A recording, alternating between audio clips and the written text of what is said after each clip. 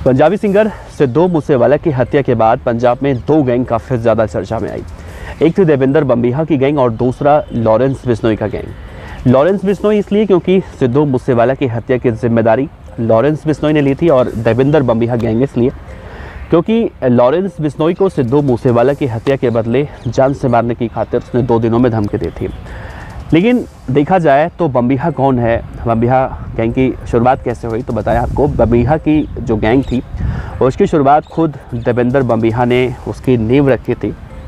और कहा जाता है कि पंजाब में एक वक्त देवेंद्र बम्बीहा इतना खतरनाक था कि 2018 में पंजाब की पुलिस ने उसे एक गांव में एनकाउंटर में मार गिराया था।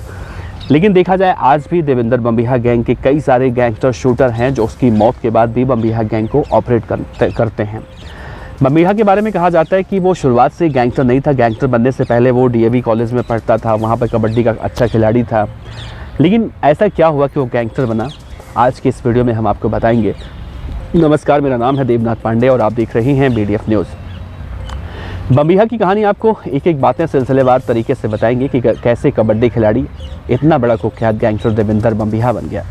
दरअसल देवेंद्र का पूरा नाम था देवेंद्र सिंह सिद्धू। पंजाब के मोगा जिले के बम्बीहा गांव का रहने वाला था। देवेंद्र बम्बीहा के पिता का नाम था सरदार इकबाल सिंह और उसकी मां का नाम था परमजीत कौर। देवेंद्र बम्बीहा का जन्म बताया जाता है 21 अगस्त 1990 को पंजाब के मोगा जिले में बम्बीहा गाँव में हुआ। देवेंद्र बम्बीहा के गांव के लोग आज भी कहते हैं कि वो शुरू से ही क्रिमिनल माइंडेड नहीं था, बल्कि इसके उल्टा वो पढ़ाई में बहुत ज़्यादा अच्छा था। इसीलिए उसने डीएवी कॉलेज में जब एडमिशन लिया था और इस दौरान जब वो कबड्डी में रुचि रखा, कबड्डी खेलने लगा, तो दुबले पतले छरहरे जो शरीर का देवेंद्र सिंह सिद्धू था, जब कबड्डी खेलने उतरता था ग्राउंड पर तो अच्छे लोग धूल चाट जाते थे, उन्हें चटाता था वो। इसकी वजह से वो अपने पूरे कॉलेज में कबड्डी के लिए जाना जाता था। लेकिन सवाल तो यही है ना कि देवेंद्र बम्बीहा गैंगस्टर कैसे बना।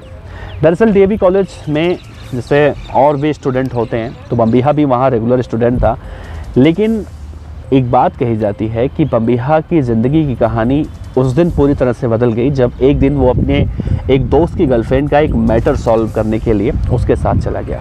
हालांकि वो गया तो था मैटर सॉल्व करने के लिए, लेकिन इस दौरान दोनों समूहों में झगड़ा हुआ और यहीं से देवेंद्र बम्बीहा के दोस्त से उस लड़के का मर्डर हो गया। इस क्राइम के लिए देवेंद्र बम्बीहा को भी जेल हुई। देवेंद्र बम्बीहा वो उस वक्त जेल में गया सज़ा काटने और उसे उस चीज़ की सज़ा मिली थी जो उसने किया ही नहीं था। दरअसल जेल से बाहर आया तो देवेंद्र सिंह सिद्धू वो सिद्धू नहीं रहा, पूरी तरह से बदल चुका था और अब आपराधिक माइंडेड वाला इंसान बन चुका था।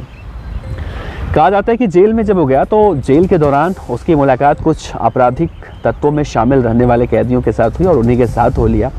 और यहीं से डीएवी कॉलेज में पढ़ने वाला वो कबड्डी खिलाड़ी देवेंद्र सिंह सिद्धू देवेंद्र बम्बीहा बन गया।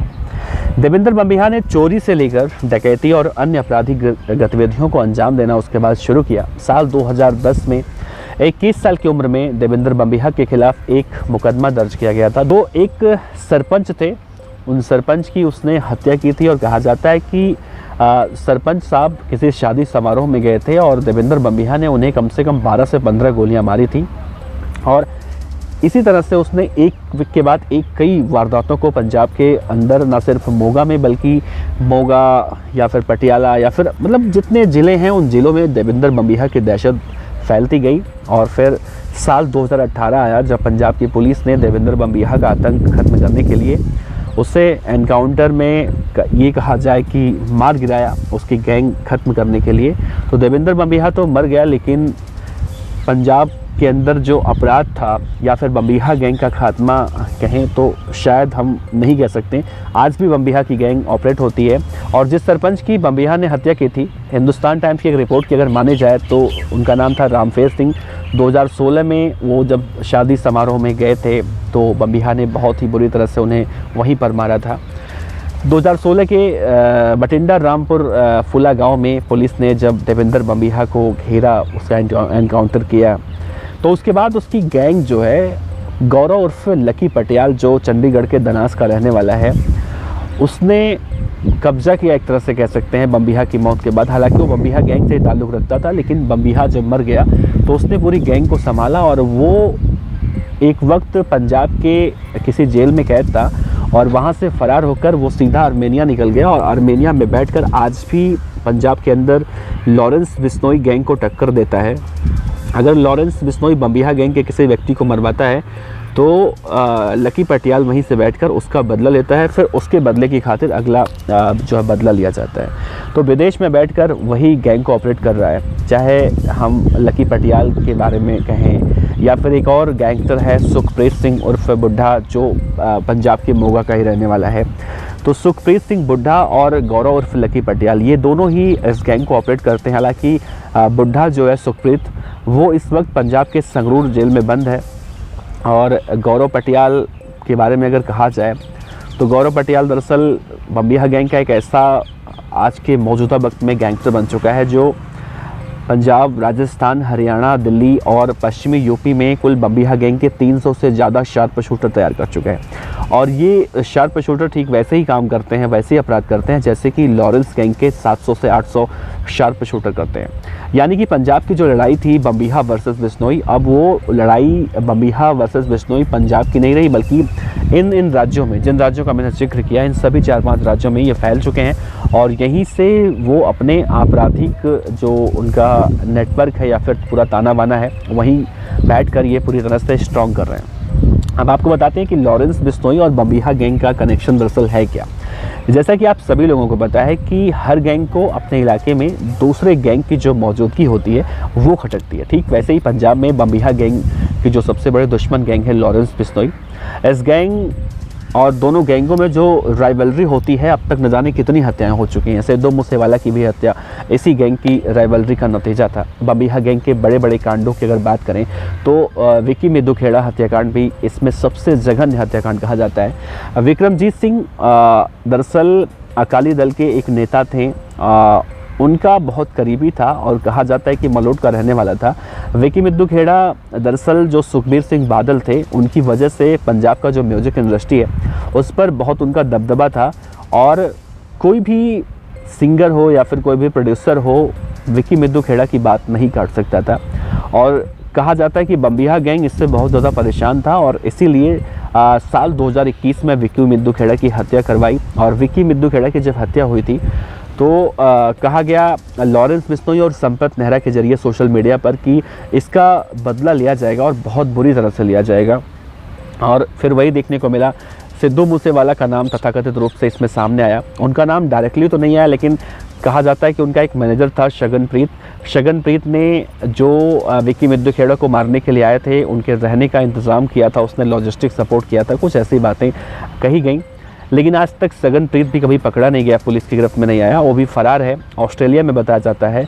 और जब शगनप्रीत नहीं पकड़ा गया, ऑस्ट्रेलिया भाग गया, तो लॉरेंस बिश्नोई गैंग ने सिद्धू मूसेवाला की हत्या की और कहा गया कि सिद्धू मूसेवाला ने ही शगनप्रीत को भगाने में ऑस्ट्रेलिया में मदद की थी। और इस पूरे मामले में कहा जाता है कि कौशल चौधरी का भी नाम सामने आया था, जो हरियाणा के गुरुग्राम के जेल में इस वक्त बंद है। तो कौशल चौधरी भी इसमें कहा गया कि जब विक्की मिद्दू खेड़ा की हत्या हुई थी तो उसने हथियार भेजे थे, अपने शूटर भेजे थे। फिलहाल अभी भी बम्बिहा गैंग के कई ऐसे शूटर हैं जो इन 5 राज्यों में अभी भी दहशत फैला रहे हैं। और कहा जाता है कि लॉरेंस बिश्नोई गैंग के जो बदमाश हैं, मौजूदा वक्त में जो रिपोर्ट निकल कर सामने आता है, 700 से 800 की संख्या में उनके शूटर पूरे देश भर में मौजूद हैं, जो मतलब लॉरेंस बिश्नोई के एक आवाज़ पर किसी को भी मारने के लिए तैयार रहते हैं। अब लॉरेंस बिश्नोई गैंग का कहना है कि सिद्धू मूसेवाला की हत्या इसीलिए की गई क्योंकि उसने विक्की मिद्दू खेड़ा की हत्या में शगनप्रीत की मदद की थी ऑस्ट्रेलिया में भागने के लिए। हालांकि इसमें सच्चाई कितनी है आज तक नहीं मालूम चला। पंजाब की पुलिस जब तक गैंगस्टर गोल्डी बराड़ को नहीं पकड़ लेती तब तक कुछ भी इस पूरे मामले में कहना सही नहीं होगा। आज भी ना तो शगनप्रीत कभी पकड़ा गया और ना ही गोल्डी बराड़ पकड़ा गया और ना ही लॉरेंस बिश्नोई का छोटा भाई अनमोल बिश्नोई पकड़ा गया। ये सभी जिस दिन पकड़े जाएंगे उस दिन इनके बारे में कुछ कहा जा सकता है कि भाई असल वजह क्या थी। लेकिन अगर हम बात करें बिश्नोई वर्सेस बम्बिहा गैंग की, तो भाई पंजाब के अंदर ये दोनों गैंग आज के मौजूदा वक्त में न सिर्फ आम जनता के लिए मुसीबत बनी हुई है बल्कि खुद पंजाब पुलिस के लिए मुसीबत बनी हुई है, क्योंकि आए दिन इन दोनों की राइवलरी में जो हत्याएं होती हैं वो कहीं ना कहीं पूरे पंजाब के साथ साथ देश को हिला कर रख देती हैं। तो यही विश्नोई वर्सेस बम्बिहा गैंग की कहानी थी, इनके दुश्मनी की कहानी थी या फिर बम्बिहा गैंग की कहानी थी जो हमने आपसे बताई। आप अपने विचार नीचे रख सकते हैं। आपका बहुत बहुत शुक्रिया।